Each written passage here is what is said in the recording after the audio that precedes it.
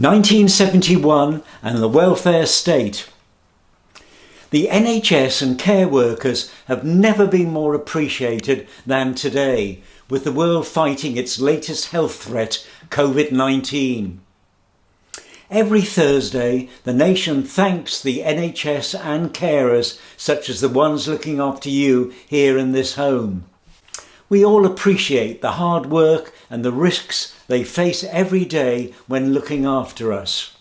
So, I think it's appropriate for me to talk about the National Health Service, 72 years on from its beginning, right through to today.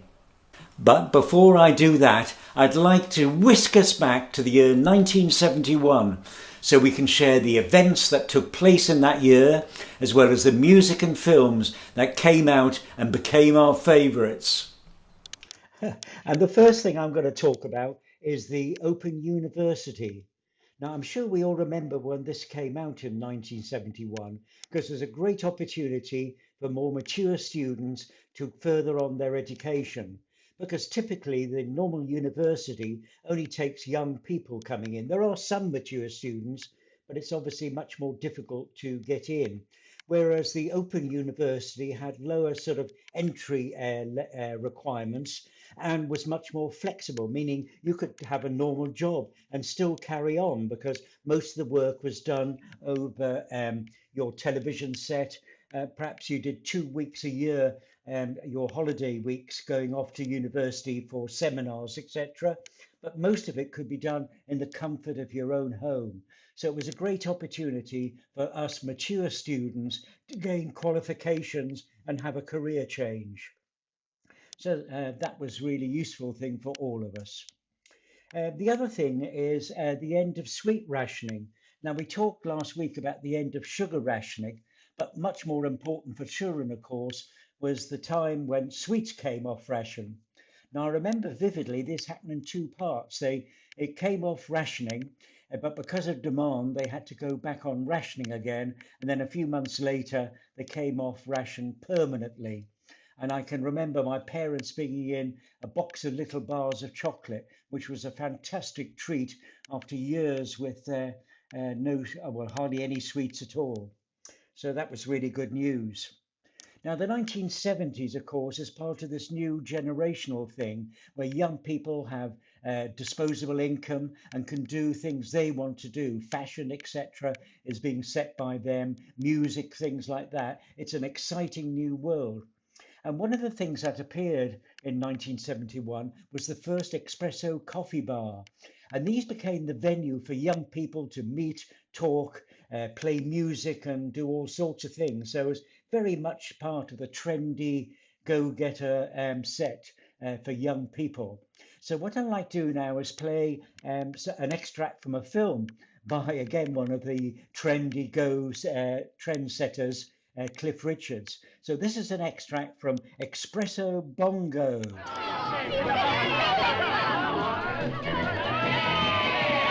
on, and if I did?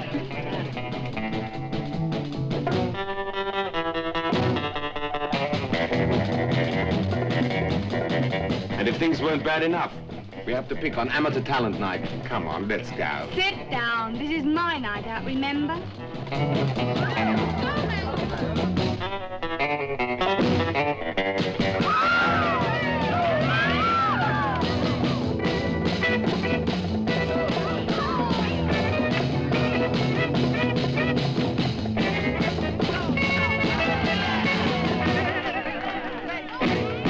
come on, kid. We've got homework to do. Sit down. It's bad for your reputation as a manager to be seen working. Beast. Hello. Hi, Talent. Beast, you shouldn't let these spare time geniuses use your skins. I'm not a musician anymore. I'm a wet nurse.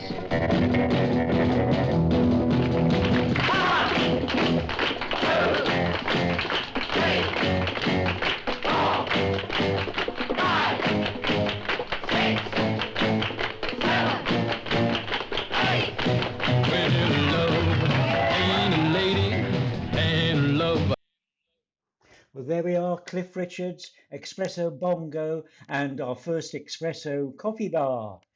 Another trendsetter in this year was Laura Ashley, who opened her first store. She had a manufacturing facility in Wales, and these were the very sort of iconic dresses that she was providing. I remember my sister-in-law was Dotty for them, and in the end, all of her outfits came from Laura Ashley. And of course, she still has stores around the country today, although some of them are in trouble now. But very much 1971 was the year where young people were looking at fashions like this. One letdown of the year was the fact that the Piltdown Man was exposed as a hoax. Now, back in 1912, the uh, Piltdown Man was discovered, the skeleton and remains, and it was believed at the time to be that missing link between apes and human beings. But it wasn't until this year, 60 years on, that it was exposed as a hoax. And of course, everything had just been manufactured specially for the hoax. It was a year of industrial problems, and for example, the first strike by postal voters took place in this year. With pretty well everyone else striking, most government departments were hit by the same thing. And of course, in those days, it was still a nationalised industry and run by the unions in essence. So we had the first postal strike. And of course, in those days, that made a really big difference because all of our bills, etc., were paid that way. Now, nowadays, most young people pay their bills electronically. So a postal strike isn't quite as important as it used to be, except, of course, for people like us who still rely on the post for letters, cards, and paying bills, everything else. So at the time, that was a bit of a problem. It was the year that, and we've been talking about industrial strife, but also industrial problems, and Rolls-Royce went bankrupt. Now, you should remember that actually Rolls-Royce is in two parts. One is the uh, car company, and the other is the aviation company, which makes the engines for civil aircraft and military aircraft. This is also the year that Rolls-Royce went bankrupt. Now, you should remember that Rolls-Royce is in two parts. One was the car division that made the Rolls-Royce cars, Bentleys as well, and the other was the aviation sector, which made the engines for both civil and military aircraft. And it was the car division that was to go bankrupt. The other part, the aviation, which relied mostly on government business, carried on as it was. But this was nationalised and later sold on by the government. It was the year that a bomb actually exploded in Beaver, Kensington, which had been planted by the Angry Brigade. These were some right-wing activists who were causing problems. Not as bad as in Germany, if you remember, they had the Red Brigade there, which was much more violent, but this was bad enough. And I'm sure you all remember Bieber. That was the big fashion house that was so trendy and popular in the 60s and 70s. So a bomb going off there. It's the year that Jackie Stewart won the Monaco Grand Prix. British drivers have often done well, and this one in particular, Jackie Stewart, of course, was known and loved by us all, and a very successful racing driver. It was the year that our education secretary at the time, Margaret Thatcher, decided to end free school milk for children. Now, this caused an uproar, and I'm going to talk about that later on because, as you heard, I'm talking about the National Health Service, but that is also part of the welfare state. So I shall be talking about other elements of the welfare state, including free school milk. But this is the year that Thatcher was the milk snatcher and took it away from schools. And that was to blight her career afterwards, because people always remember that. And of course, children in particular need to make sure they're getting the right minerals and vitamins. And in poor families, that doesn't always happen. So milk was a very important part of their diet. And it's a shame it went. Later on, governments were to bring in partially school milk by having it given to children who came from families in need, who are receiving benefits. But But of course, the problem with that is everyone then knew which children came from families receiving benefits. It's the year that the European Economic Community agreed to Britain's membership. If you'd remember before that, de Gaulle in particular had said no to British membership because he was worried that we wouldn't take it seriously. And I think in many ways he might have been right, because here we are now today trying, or actually succeeding, I suppose, in getting out of the European Union. So we've gone full circle between 1971 and 2020. So it was a failed initiative as far as we're concerned. It's the year that Britain opted to come out of the space race by cancelling a rocket called the Black Arrow. Now, I remember this well because it was actually manufactured by British Siddeley Aviation, Hawker Siddeley Aviation, who I work for, and this was built by the Hawker Siddeley Dynamics division. So they'd actually successfully put a satellite into orbit in this year, but then the government, to save money, decided to cancel the project. So in future years after this, we then had to rely on American NASA rockets and later private industry rockets to get our satellites into orbit. I think this was a big mistake, but of course the government was looking for savings. Talking about government, our Prime Minister at the time was Edward Heath. And if you remember, he was also a very keen sailor rather. And this year, 1971, he led a British victory in the Admiral Cup's yacht race in his own yacht. And you can see him pictured here. So a very popular win for us in Britain.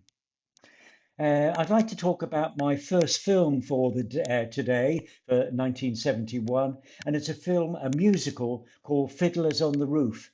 So I thought I'd show you just some brief extracts from this film.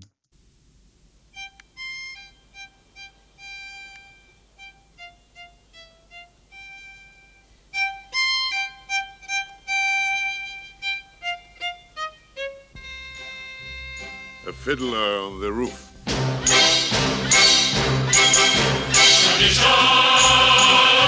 Tradition! If I were a rich man, yabba-dibba-dibba-dibba-dibba-dibba-dibba-dum. All day long I biddy-biddy-bum. If I were a wealthy man, I wouldn't have to work hard. Yabba-dibba-dibba-dibba-dibba-dibba-dibba-dum. You're asking me to marry you. Yes, I am. Bring me a ring, for I'm longing to be the envy of all I see. For Papa, make him a scholar. For Mama, make him rich as a king. When shall we make the wedding? Thank you, Papa. What else could I do? Thank you, Papa. You won't be sorry. You won't be sorry. I won't be sorry. I'm sorry already. Sunrise, sunset, sunrise, sunset, swiftly flow the days. Ceilings turn overnight to sunflowers, blossoming even as we gaze.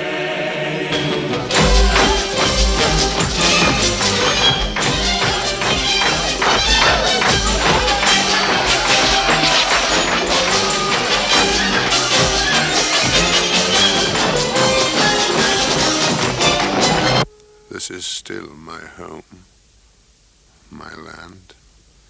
Get off my land.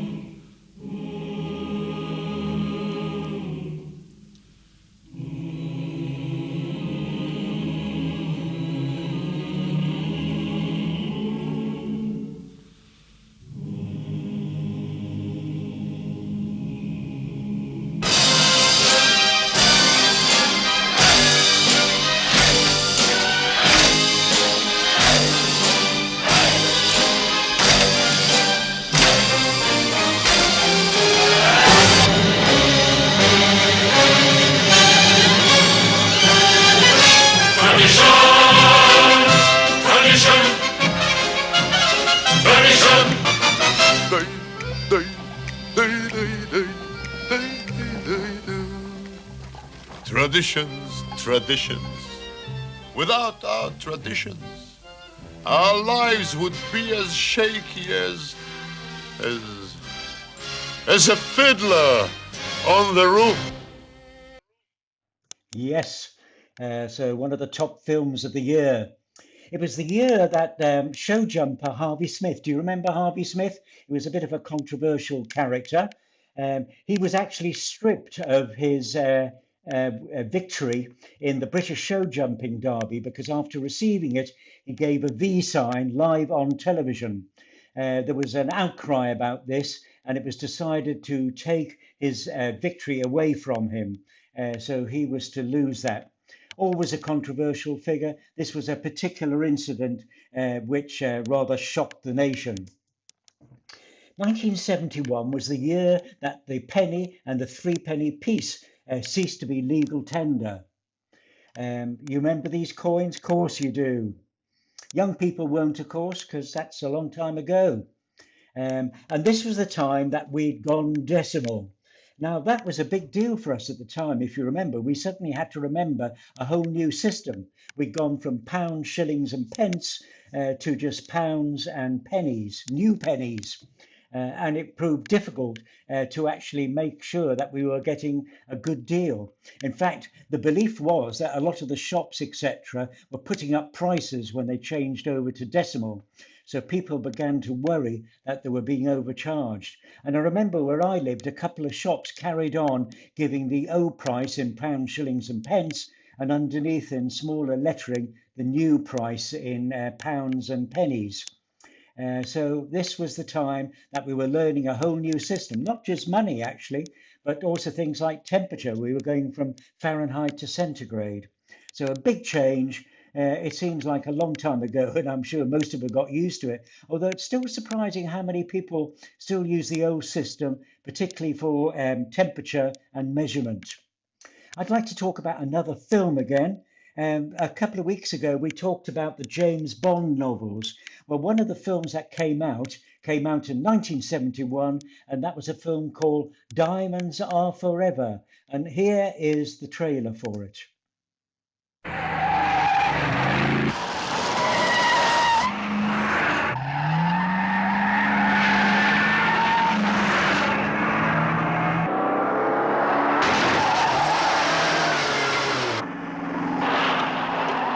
You've been waiting for him, asking for him. Now he's here. Who are you? My name is Bond. James Bond.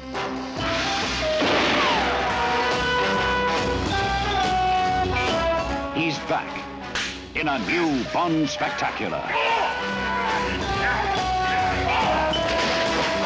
Kill him!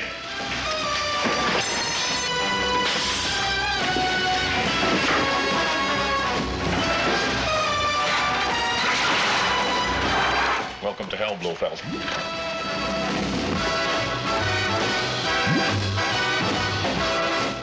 He's back. Good evening. And we're back to what great movies are all about. Hey, what the hell is this? Hey, listen, you can't do this to me. I've got friends in this town. Outrageous, fun-making thrills. I didn't know there was a pool down there. He's back. The character who runs rings around his enemies in Diamonds Are Forever. Forever, forever.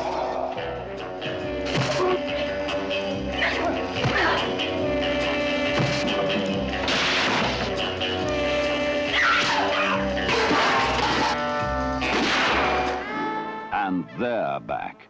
Some rare facets of female bondage. Well, that's quite a nice little nothing you're almost wearing. I approve. I don't dress for the hired help. Starring Jill St. John, Charles Gray, and he's back as Blofeld, 007 style. Good evening, 007.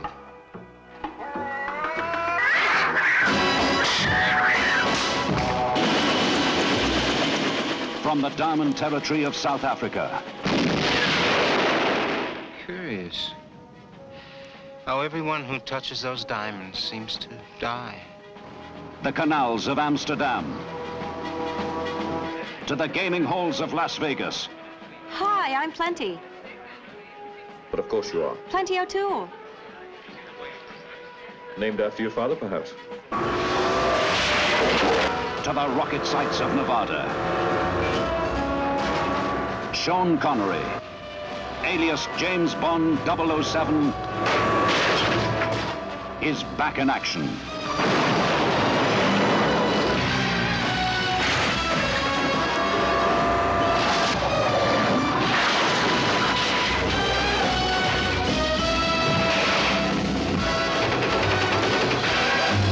Diamonds are forever, forever, forever, forever.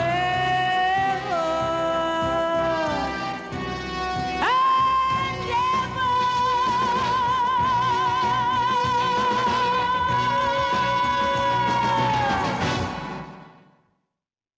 There we are, Ian Fleming's novel turned into a hit film, Diamonds Are Forever. We talked a bit earlier about industrial unrest. It was a difficult year all round, including the economy, because unemployment reached 115,000, which was a high for the post-war period. So that was very bad news. Next, I'm going to talk about a record that came out this year and was a big hit. George Harrison, who was, of course, in the Beatles before they broke up, brought out his single, My Sweet Lord.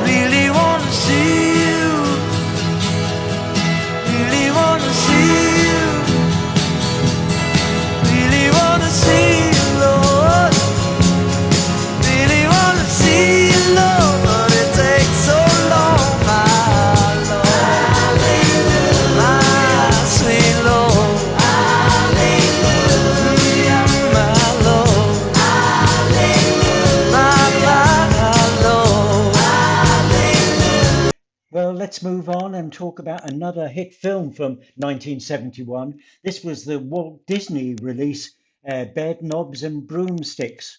So here we are. How did she do that? Because she's a witch. That's the sort of thing witches do. Sound the advance!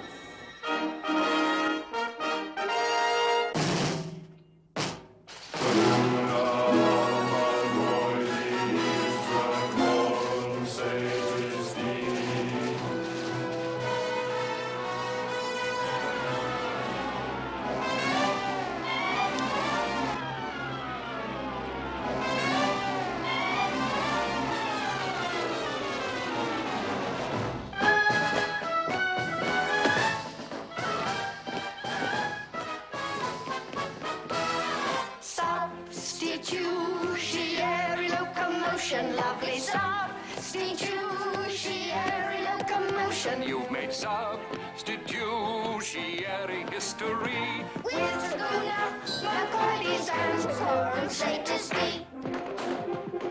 comes in the most enchanting role of her career.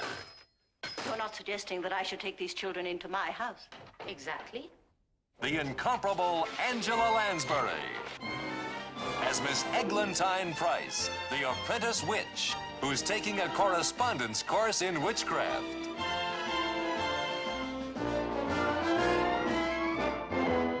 And funny man David Tomlinson as the lovable London con man.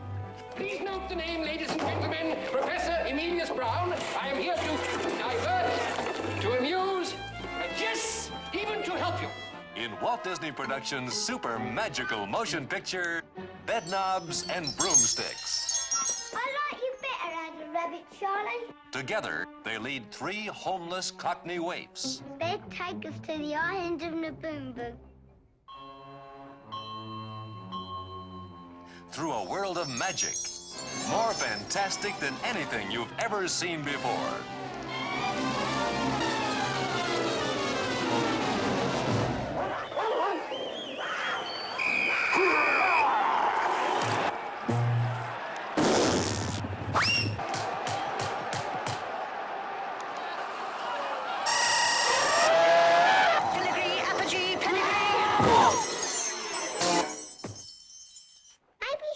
A wicked witch. Of course I'm not. See? You see, the work I'm doing is so important to the war effort. For we wrote the story of the old brigades. We wrote the glory of yesterday's parades. Who standing firm in our own front yard. The soldiers of the old guard. Let's go! Portobello Road, street where the riches of ages are stowed. Anything and everything a chap can unload is sold off the barrow in Portobello Road. It's lovely bobbing along through the water where we get along swimmingly. Bobbing along, singing a song on the bottom of the beautiful briny, shimmery, shiny, beautiful briny sea.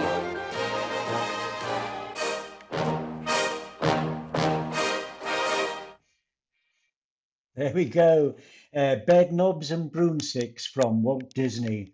Let me talk about fashion now for 1971. Of course, we've been through the swinging 60s, and here we are in the 70s. And bright colours and rather garish outfits seem to be the fashion, looking at these pictures you see here today. And what I thought I'd do is actually show you an advert. Do you remember one of the big brands of the time was Railbrook Toplin, the shirt you don't iron? This is it. The now designs for that shirt by Double Two. The latest new knitted, the greatest for color and style. That shirt is something else, and it's tapered to fit your body like skin. It's that shirt in Dacron cotton by Double Two International, now on release. Yes, Double Two was the other big brand of the time. These were not artificial materials, but cotton. But the thing about these was the bright colours and patterns that they incorporated. Before that, of course, was mainly white shirts men used to wear, but suddenly we're wearing every colour you could think of. I'd like to talk about another film now from 1971, based on Frederick Forsyth's book, The Day of the Jackal. So here is a part from that film. We are not terrorists, you understand. We are patriots. Our duty is to the soldiers who died fighting in Algeria, and to the 3 million French citizens who have always lived there. So you want to get rid of him? Speaking as a professional, do you think it's possible? It's possible. The point is getting away with it. And speaking as a professional, that's a very important consideration. But in principle, you'd say it could be done. Yes, with enough time and planning. Would be much more difficult than most other targets. Why more? Because de Gaulle is the best security service in the world. Their information is first class. You see, gentlemen, not only have your own efforts failed, But you'd rather queer the pitch for everyone else. How dare you suggest that? Work, you simply can't afford to be emotional. That's why you've made so many mistakes. But if we decided to employ a You professional... have to employ a professional. Your organization is so riddled with informers that nothing you decide is a secret for long. No, the job would have to be done by an outsider. The only question that is by whom and for how much. Will you do it? Yes. How much? You must understand that this is a once-in-a-lifetime job. Whoever does it can never work again. How much do you want? $500,000. What? In cash. Half in advance and half on completion. $500,000 francs. Dollars. Are you mad? Considering you expect to get France in return, I'd have thought it a reasonable price. But if you can't manage it, then there's nothing more to be said. We accept. How many people know about this? Just the four of us. Let's keep it that way. This job depends on absolute secrecy. No notes must be kept. If any one of you is captured, I shall feel free to call it off. I suggest you stay in a safe place under guard until the work is done. Agreed? Agreed. There we are, Frederick Forsyth's Day of the Jackal. Well, have you remembered what year we've been talking about? All those things happened in 1 year. I have mentioned the year. Can you remember it? Yes, it was 1971. But what we're going to do now is have a quiz about this year. So all of the questions I'm going to ask are about 1971. Because I'm not with you and I can't hear your answers, what I'll do is I'll give the question, wait a few seconds, and then give the answer. So here we go. First question, what dam officially opened in Egypt in 1971? What dam? What was the name of the dam that opened in Egypt? There's a picture of it. And the answer is the Aswan High Dam. The Aswan High Dam. Enormous expenditure, but obviously to give the much needed water to a growing country. Next question. In Uganda, who disposed the President Obuti in a coup and became the new president? Who became president? Someone who came to be feared. It was Idi Amin. Ironically, he'd been a favourite of the British Army because he'd done a training with us, and everyone thought he was a frightfully decent chap. So when it came to him carrying out the coup, we didn't worry too much. It was only later on people were to realise what an animal he was and some of the terrible things that he did in his country, not only murdering people, but throwing out, for example, all of the Asian community who came to live in this country after that. So the answer is Idi Amin. And by the way, I actually met him once. We took a Harrier up to Turnhouse Airport in Edinburgh. He was up there playing golf with his buddies, and he was interested in buying Harriers for his Air Force. Of course, he neither had the money or the people able to fly them, so nothing came of it. But we actually went up there to show him the aircraft. Next question, Apollo 14 lands on what? Where did Apollo 14 land in 1941? Well, of course, the moon. It was one of the series of Apollo spaceships. We talked about that about 2 months ago. Apollo 11, of course, was the first rocket to put a man on the moon. Apollo 13 was the one that had problems on the way. People thought it would never get back, but they managed to bring it back in the end. So that was a great success, although also a failure. But the next one, Apollo 14, landed successfully on the moon. Boxer Joe Frazier defeated whom at Madison Square Gardens? So who was the boxer he was to defeat? Actually, it was a boxer who didn't get defeated after that, I don't think. His name was, I'm sure you remember it, Muhammad Ali. There's a picture of him. Cassius Clay, as he was also known. Next question. Where does Norway begin oil production? Now, this should be fairly straightforward because we called the oil that came from it by this name. So where did Norwegian oil get produced from? The answer is the North Sea. Next question. What amusement park opened in Florida in 1971? What amusement park? It was the first actually of many. A big name we talked about earlier with one of their films. That'll give you a good clue. The answer is it was Walt Disney World. Walt Disney World. Next question. The United Kingdom became the sixth nation to do what in 1971? Again, we talked about this in our achievements earlier on. The answer is we put our first satellite into orbit using the Black Arrow carrier rocket. And if you remember, I was saying that this was actually cancelled by the government and had been built by Hawker Siddeley Dynamics, which eventually became part of British Aerospace, of course. Next question. Intel was to release the world's first what in 1971? Intel, what did they bring in 1971? And they're still making them today, by the way. The answer is a microprocessor. This is the very heart of a computer, the main chip that does all of the work inside a computer. The first one was called the Intel 4004. Now this had 2,300 transistors in. If you remember a while ago, I showed you a picture of a transistor, and the original one when it came out wasn't much smaller than this microprocessor, and this microprocessor had 2,300.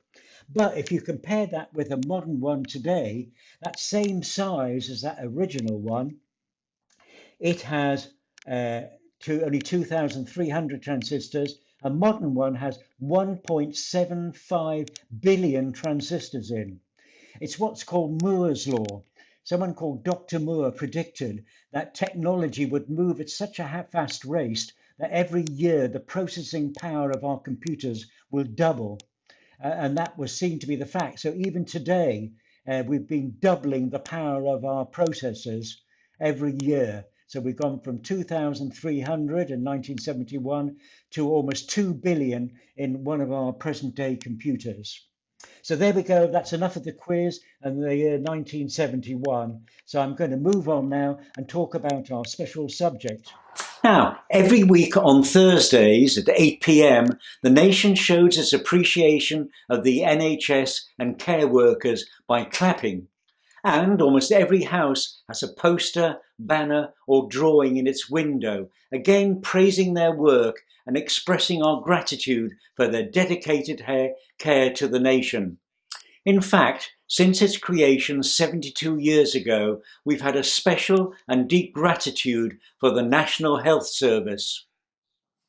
I would therefore this week like to spend a little time talking about this great British institution, which is admired across the world. And the thing we have to remember is how things have changed. So I'm going to go right the way back to the 18th and 19th century. So by the 19th century and the Industrial Revolution, the difference between the haves and the have-nots was enormous. The rich people lived in sumptuous, large country estates, whereas poor people lived in hovels like this, very difficult conditions. For example, a family might live in one room with just one bed. And obviously this was a ripe environment for germs, disease, illness, malnutrition, because they were not necessarily getting enough food. And the person who highlighted this and brought it to everyone's attention was Charles Dickens in his books that he wrote. And of course, one example of that is Oliver's Twist. So we were to learn exactly how bad the lot was for poor people and what terrible conditions they lived under. So as awareness grew of this, so did the public's opinion in trying to change things. So although the welfare state came to fruition after the Second World War, in fact, it started to evolve right back to the beginning of the 20th century. In the sort of 1900s and 1910s, the government started to make improvements to health, education, employment and social security. Small steps at first, but nevertheless left steps to try and improve the lot of everyone living in this country. And the First World War was to bring this on even more because people were giving their lives for the country. And we wanted to make a world which was fit for our returning soldiers. So more and more, we were trying to change things and make the public aware of how difficult it was. And this little extract from a film will talk about the problems for the very poor in Great Britain in those If you years. came from the working class, as my father did, the problems then of falling ill were a nightmare, frankly, for most families. Not most families, I think all working class families. Between the wars, working class children entered the world in a tenement or a back-to-back, freezing in winter, stifling in summer. Conditions that bred diphtheria, measles, scarlet fever. Thousands died from tuberculosis every year. A child who survived until 12 was likely to have rotten teeth, poor bones, and a weak heart, if they survived at all. We had such seriously ill children. And even worse were the babies who came in with diarrhea and vomiting due to either lack of hygiene or artificial feeding. And they would come in extremis, grossly dehydrated. As a house physician, I had to immediately set up drips, but with a very, very high mortality rate.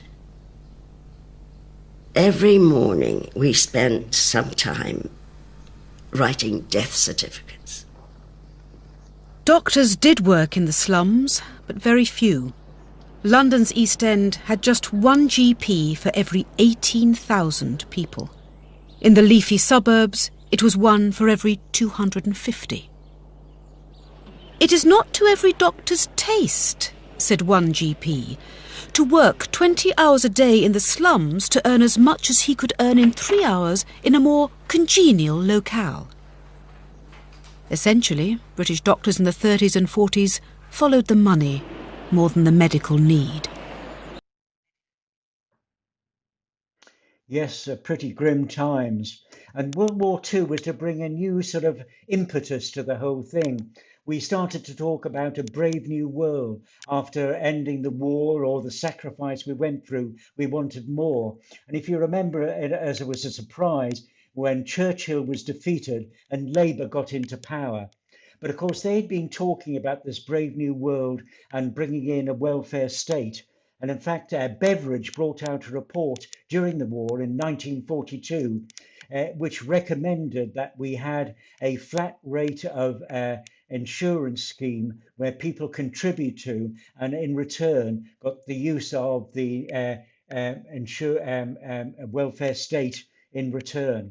And here's a newsreel from the day where Sir William Beveridge talks about his report and his recommendation.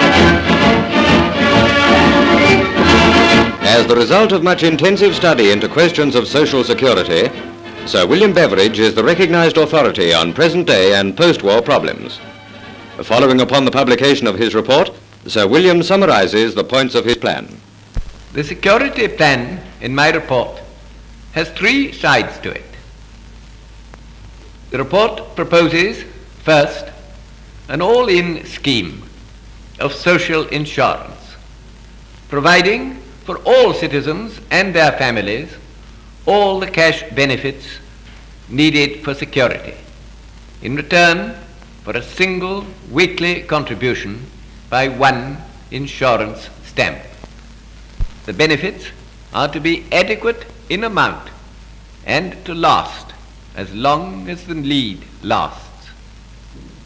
The report proposes, second, a scheme of children's allowances to be paid both when the responsible parent is earning and when he is not earning. The report proposes, third, an all-in scheme of medical treatment of all kinds for all citizens. The national minimum is a peculiarly British idea. It means that no one is to fall below a certain standard. It leaves everyone free to spend his income above that standard as he will. It preserves the maximum of individual freedom and responsibility that is consistent with the abolition of want. That is the aim of my report, as shortly as I can put it. I hope that when you've been able to study the report in detail, you'll like it, that it'll get adopted, and that so we shall take the first step to security with freedom and responsibility. That is what we all desire. There we are. Well, that was the beginning of our welfare state and the National Health Service, amongst other things. And here we are 72 years later, and still very proud of the system that was introduced. Its beginning was difficult. They were to have all sorts of problems. As you heard earlier, some doctors were adverse to the ideas, but it was to succeed, and 100% commitment from everyone involved, from the doctors right through to all of us. So it's been a fantastic thing, and hopefully will stay that way for a long time to come. So congratulations to everyone involved in creating our welfare state and the National Health Service. And of course, that wasn't the only element. You heard about things like family allowance, which was to give families, however low their income, enough money to at least give their children the basic requirements that are needed. Another thing that was brought in was free school milk. That had been around in part since the 1906 Education Act, but by the end of the Second World War was introduced for all children under the age of 18. Here's a bit of film of children with their milk. This is a silent film. It doesn't have a soundtrack, but at least gives you an idea, because if you remember, every morning the crate would come out into the classroom and a bottle of milk would be handed over to every child. I remember at the time I hated milk, although I like it now. In those days I didn't, and instead of the milk I used to get a bottle of orange juice. So for those who didn't want milk or were allergic to milk, orange juice was available. And of course, this was all still part of a system which helped people short on income. And even during the war, the free milk was to carry on, despite all the problems we had with rationing, with the sinking of ships,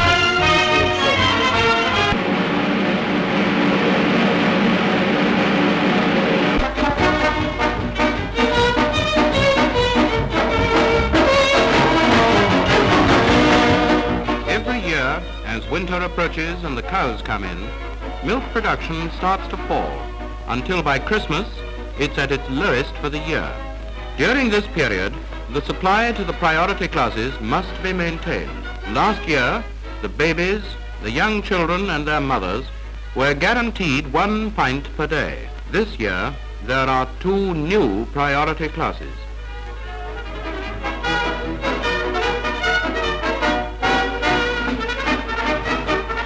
5 million pints of milk a day are needed for these 2 classes: the growing child and the adolescent, the invalid. In our factories, sometimes on heavy work, more and more young people are taking their part in the war effort. Young bodies must be allowed to grow. This is vital to the future of our race. They must have it. There we go. Also, you heard that suggestion that health was so important. Of course it was. During the war, everyone had to do the maximum output, whether you're in the armed services or in industry producing the goods that we needed to fight the war. So health was very important. So I'm going to show you a short government film on the subject. The quality isn't too good, but the message is a clear one. The strength of a nation lies in the health of its citizens. Modern civilization, with its industries, commerce and culture, yields its benefits only to a virile, physically fit people. In a small country like Great Britain, where a population of 48 millions lives and works in an area of only 90,000 square miles, the protection of the nation's health is of paramount importance. Today, the Ministry of Health in London and local councils throughout the country deal with the physical welfare of the citizens of Great Britain. Treatment services are designed to protect public health from disease and sickness, while other services provide the elements of clean and healthy living and are marshaled to fight the encroachment of dirt, infection and disease. The administration of these services and national health policy aimed at creating all the conditions necessary to the good health of the people is the responsibility and ceaseless task of local councils throughout the country. Medical services, scientific sanitation, good housing, access to sunlight and fresh air, abundant supplies of pure water. All these things are the responsibility of the local medical officer of health, whose services benefit the individual throughout life.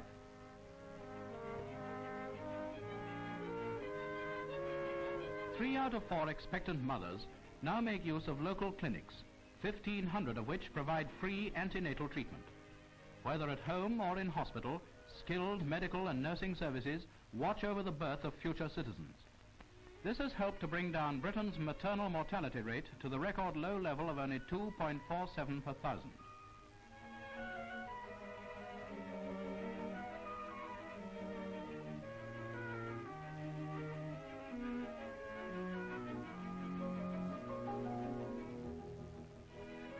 At Queen Charlotte's Hospital in London, there is a modern bureau for the scientific storage of human milk. Pasteurized, frozen, stored in sealed jars, deposited in refrigerators, it can be rushed to emergency cases anywhere in the country, to babies whose mothers are unable to feed them and who are unable to take artificial food. Thus, the lives of many British babies have already been saved by this modern scientific service.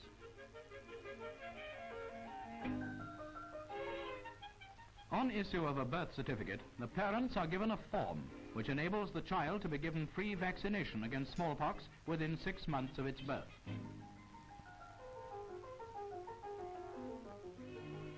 The same free service of immunization against diphtheria is also available for children of about 1 year or more. A center. Here, further assistance is provided for the mothers to build the foundations of the future health of each new citizen.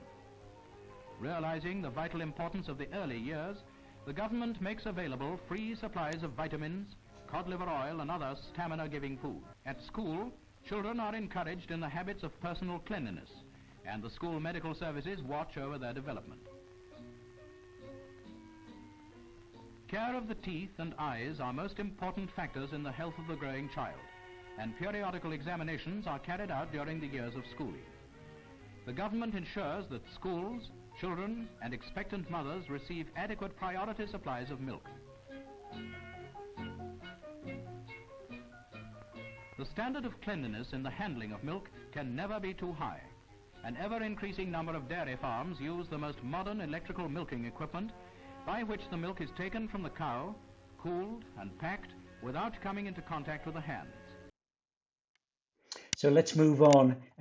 This was to be expanded right the way through to 1946, when all children under the age of 18 were able to have free milk at schools.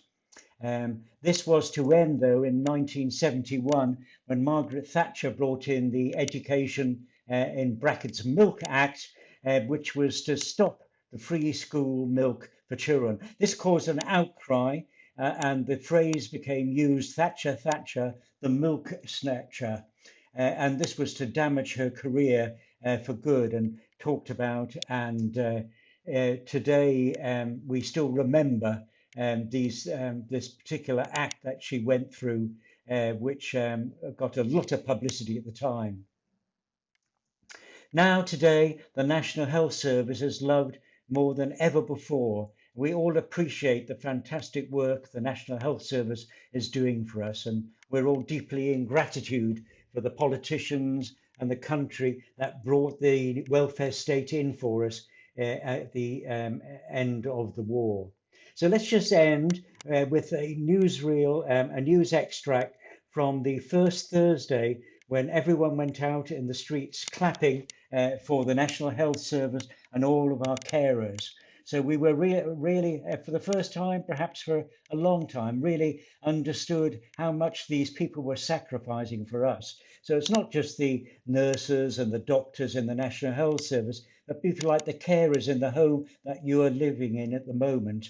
We've got to thank all of them for the marvellous job they're doing, despite all the threat of COVID-19, the risks they're taking to look after all of us. So we thank them all for it.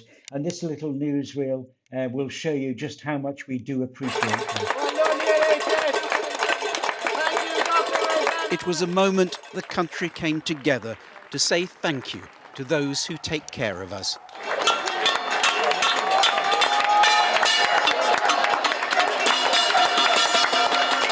Families who had spent the day indoors stepped outside briefly to let the NHS workers know just how much they're appreciated.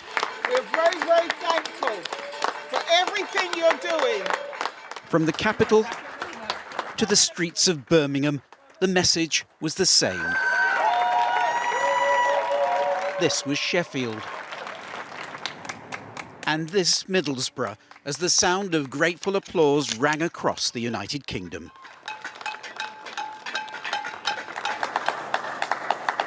Downing Street joined in the mood, the Prime Minister and his Chancellor showing their appreciation.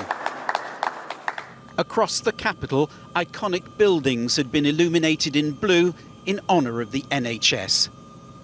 It was an unprecedented show of pride in the men and women on the front line of a battle that threatens us all. Wembley Stadium putting that pride into words. Earlier, the Duke and Duchess of Cambridge released these pictures of their children George, Charlotte and Louis making their contribution from Sandringham.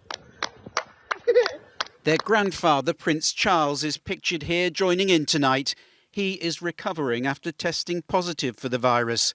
His brother, Prince Edward, spoke for the family. So from all of us, just a huge thank you to so many of you working on the front line. We really appreciate it. Keep up the fantastic work. Even British forces posted abroad, like these Royal Scots Dragoon Guards deployed to Poland, have echoed the same sentiment. It has been a day and a night when a nation said thank you to those who are caring for us now and whose dedication will be tested even more in the worrying weeks ahead. Medical staff who listened to it must surely have been moved. When it was over, gratitude expressed, people returned to the safety of their homes. Paul Davis, News at 10. So there we are. In fact, you remember we saw in that film Boris, our Prime Minister, clapping. Well, it was only there sort of a couple of days later that we found out he was already suffering from COVID-19 and was to struggle in hospital for quite a while. Luckily, he has recovered, but it just shows you how vulnerable we all are to this disease and why we must all take these precautions and be thankful to our National Health Service and our carers for all the fine work they're doing at the moment. So that's enough for this week. A couple of things I want to talk about. As you know, I keep planning new episodes because each week I try to bring a new year and a new topic for us to talk about. Well, I thought in July, one of the ones I would do is about our favourite TV detectives.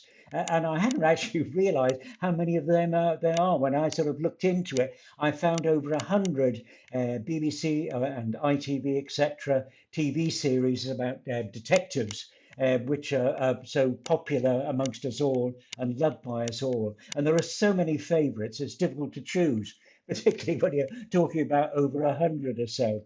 So what I thought is we'd have a sort of voting thing. So next week I'm going to ask, if I'm not there, Dolly, to get you all to vote. I'm going to try and pick about 30 or so of the really top TV detectives and get you to let me know which are your favourites, because I want to make sure that I get ones in that you particularly like. Because there's no point in talking about detectives that you're not so keen on. So what we're going to do is next week have some voting on that topic, and you'll get a sheet of paper to tick off the ones that you like best. Now, just to let you know, next week, the topic I'll be talking about, our special topic, is going to be radio and TV soaps, those programs that we all love to watch. And I'll talk about right from the beginning, the very first ones, right through to the present day. So that's something to look forward to. And until next week, I'm going to say goodbye. I'm hoping soon I'll be in there live with you. But in the meantime, I'll carry on with these recordings, so at least you have something to watch on your television. So good to be speaking to you, and all my very best wishes. And once again, my thanks to the National Health Service and all of those carers.